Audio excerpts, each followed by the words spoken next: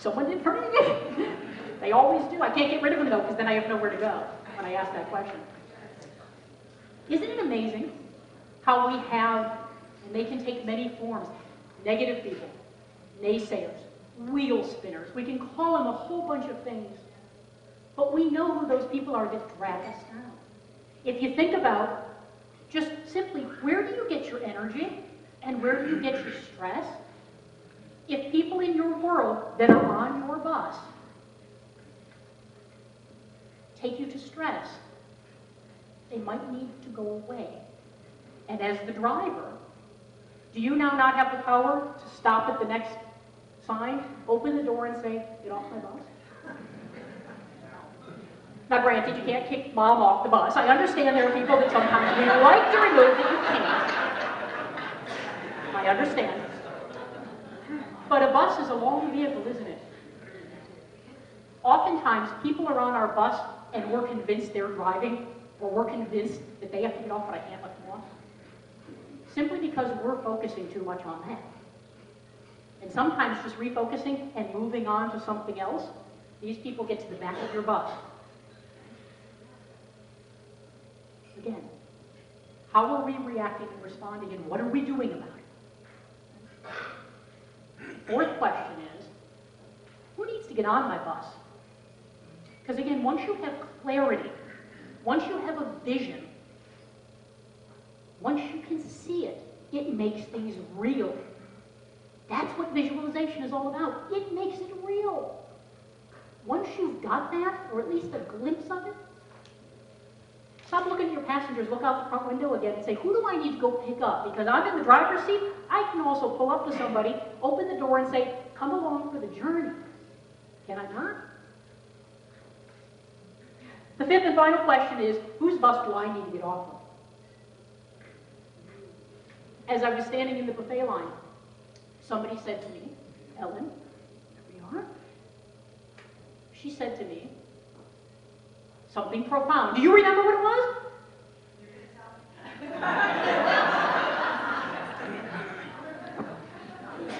I asked you because I just totally drew a blank. I'm not embarrassed to say that. It was something amazing. I was so hoping you would remember it. The moment I just said, where is she? I went, oh. It'll come back. It's okay. It'll come back. That's okay. No, I remember it. See, I just needed to get back in the now. Sometimes you have to time travel a moment. She said, I have been coming here to the PTN, and it is the thing that I open my calendar and go, oh, yes! And we were talking about, isn't it amazing how we all have things that we open our calendars and go, oh.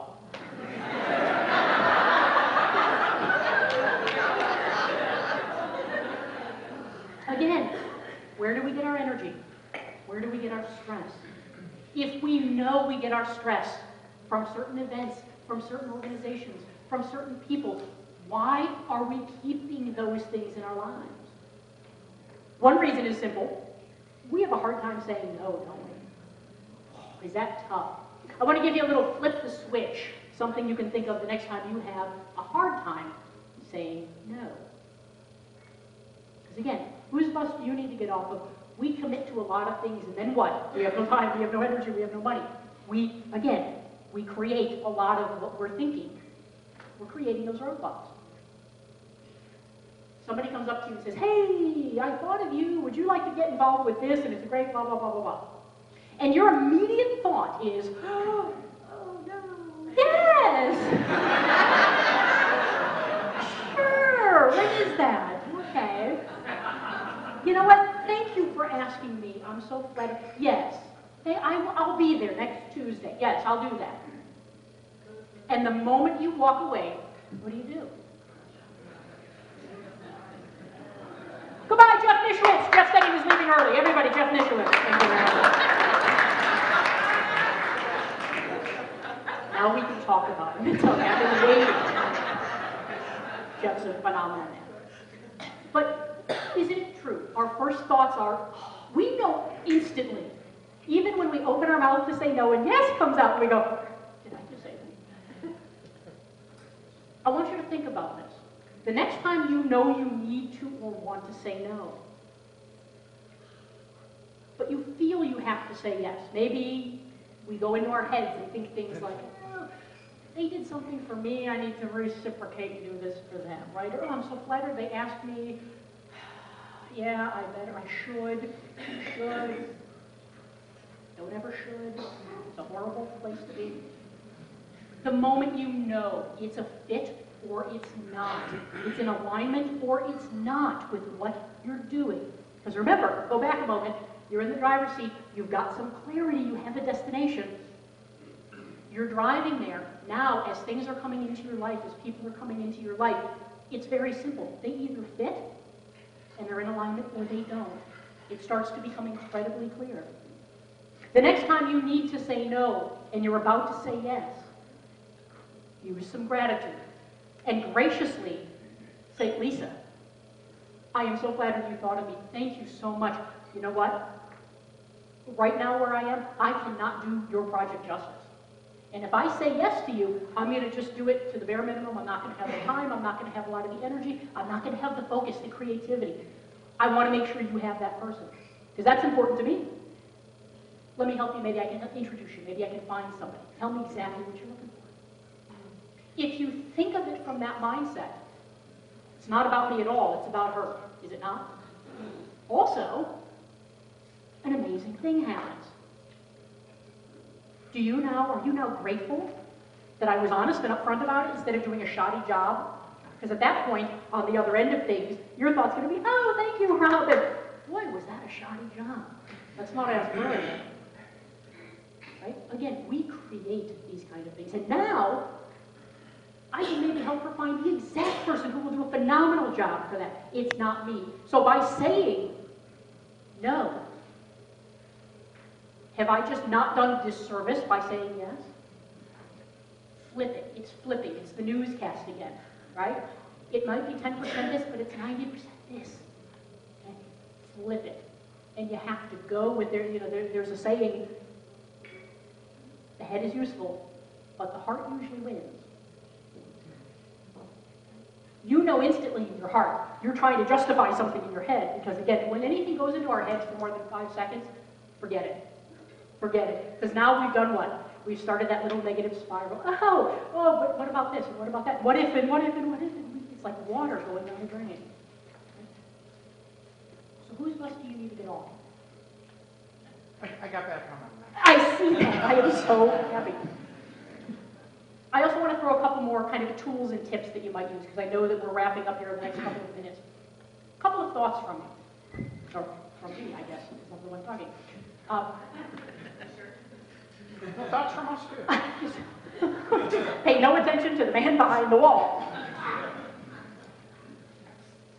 A couple of analogies that might help you going forward, both with your life and your business.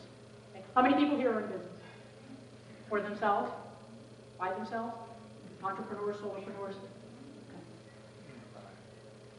There's something that I'll bring forward from broadcasting that I brought forward into my business. And it's phenomenal. It's the concept of what's called an air check. An air check is whenever you're on television, you're on radio, you're on the air, you often are encouraged to run what's called an air check. You're simply taping yourself. Take that tape out when you're done, put it away for a day or two, go back to it, and now you sit down and watch it. You become the viewer and the listener. And some amazing things start to happen. Who we think we are up here and the way we're thinking we're appearing out there is very different in here than it is in real life. A lot of time business people have a hard time, they find that out with branding, right? Because everything's about branding. You have to brand. How do you find out what everyone else is doing and then hopefully do something different so you don't look like everyone else? But what do? We bring marketing people in, we bring people that are doing brochures, we bring all these people, websites in, and they say, okay, tell me about you. Tell me about your business. Who are you? What do you do? How do you do what you do? And what do? It all comes from inside of us, doesn't it? And we spend this elaborate money and elaborate time, and we get these wonderful things from these professionals, and nothing happens.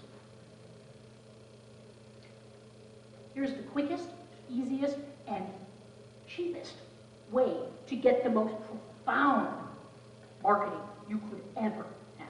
Okay? This is how you brand yourself to a T. Anybody here have people they've worked with ever before? Anybody ever speak in front of anybody ever go to school with anybody? Right? Anybody have family, friends? Most? Okay. Anybody ever maybe spoken in front of a group or maybe done some training or taught or something like that? Who are those people that know who you are and they see how you appear constantly? Pick up a phone, shoot an email, go for coffee, whatever works with you, and ask those people, tell me who I am. And an amazing thing will happen once again. One, they will tell you. Make sure you choose people that you believe will be honest and upfront when you say, be honest and upfront. Tell me who I am. But another thing happens that's really, really cool. The same 3 or 4 words will come up over and over and over again to describe you. And none of them will be words you would have chosen to describe yourself. So take that back to branding and the whole concept of an air check. A couple of days removed, where I'm not watching me anymore, I've now become a viewer, I've become a listener. I can see what other people see. Have you ever listened to your voice on a cassette tape and said, oh, that sounds nothing like it? That's exactly what you sound like. It is. Have you ever seen yourself on a video tape or a picture and said, oh, that looks nothing like me? That's exactly what you look like. That's not what you have up here, is it? It's amazing. I've come to this conclusion, and I think I'm right. If you're smiling and your eyes are open, it's a great picture. That's just what you look like. Get over it, deal with it, move on. Okay? Move on, really. Air check yourself. The way that you can do this in business, beyond asking people, because you have instant branding, it might cost you a couple of cups of coffee, and it's dead on. It's how you're appearing. It's not how you think you're appearing. Air check. When's the last time anyone's called their voicemail? Call it and listen to it. Because you might call it and go, you might not know that for 6 weeks it's been on that, there was a power outage and it reset to, hi, you called 216-442. Listen to yourself. As a listener, not as you, as the outside person, you will gain so much insight and you will be able to adjust the way you feel you need to adjust. If you're not hearing what you want to hear, if when you watch yourself on a tape or something, you're not seeing what you want to see, make an adjustment, because that's what everyone is hearing and seeing. Call your voicemail one day and leave yourself a message, a typical message you might leave a client, a potential client, a friend, whoever. Let it sit there for a day, and then go pick it up and listen to it. Again, you have that moment. Listen and watch yourself. You'll be amazed at what you see. Okay? And I hate to say this because I'm a performance coach. You don't need a performance coach if you learn to coach yourself. And just look at what you're seeing and go, I don't like that. Let me adjust it. Or I love that. Let me do more of that. Okay? It's being aware. Being aware. Lisa, how are we doing on time? I think we're right up against it. I have one more thing, and I'm going to pass this around, because we live in such a perception-driven world, and everything is perception these days, and perception is rarely reality, is it? And it's interesting, because often my reality is your perception, and your perception is my reality. Which wins out? Your perception all day long. You see anybody in this picture? Who do you see? Marilyn Monroe? Pretty clearly? Okay. Since I'm on a wireless mic, I'm just going to walk around the room with this for a moment. As it gets closer, who do you see?